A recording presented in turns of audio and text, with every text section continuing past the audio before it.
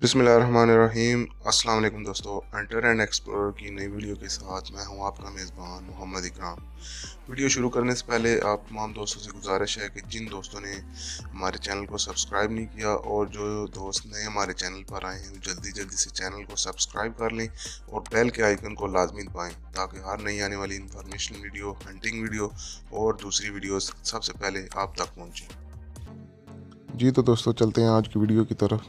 आज की वीडियो भी तीतर के शिकार से मुतल्लिक है, जो कि नया नोटिफिकेशन आ चुका है, जिसमें उन 9 तहसीलों के अलावा बाकी तहसीलों को खोल दिया गया है 15 नवंबर से। मगर जो उन तहसीलों के रिहायशी लोग हैं, ज़मींदार लोग हैं, उन्होंने कह दिया है कि हम वाइल्ड लाइफ वालों के ख़िलाफ़ एक्शन लेंगे, क्योंकि ये हमारी ज़मीनें हैं। अगर उन्होंने 9 सालों से ये तहसीलें बंद की हुई थी तो क्यों बंद की हुई थी? सिर्फ़ पैसा कमाने के लिए, हालांकि वो हमारी जो है जायदाद है। ना उन्होंने कोई उधर तीतर छोड़े हैं ना कुछ। तो काफ़ी सारे लोग जो है ना सोशल मीडिया पर पोस्टें डाल रहे हैं कि हम ये महकमा के ख़िलाफ़ जो है ना कार्रवाई करेंगे, ये करेंगे, वो करेंगे।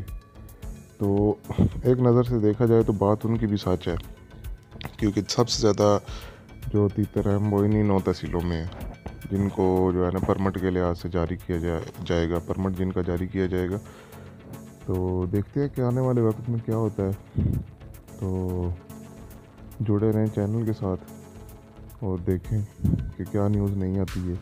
काफ़ी सारे दोस्त जो है ना वो इस पर बात करना चाहते हैं कि जहाँ तीतरों की जन्नत है उस पर परमिट जो है ना जारी किए जा रहे हैं, हालांकि वो मकामी लोगों की जायदाद है। बाकी कुछ लोगों ने कहा कि इसके साथ महकमे को होना चाहिए, जो भी परमिट ले साथ में महकमे का बंदा, मकामी ज़मींदारों का बंदा होना चाहिए।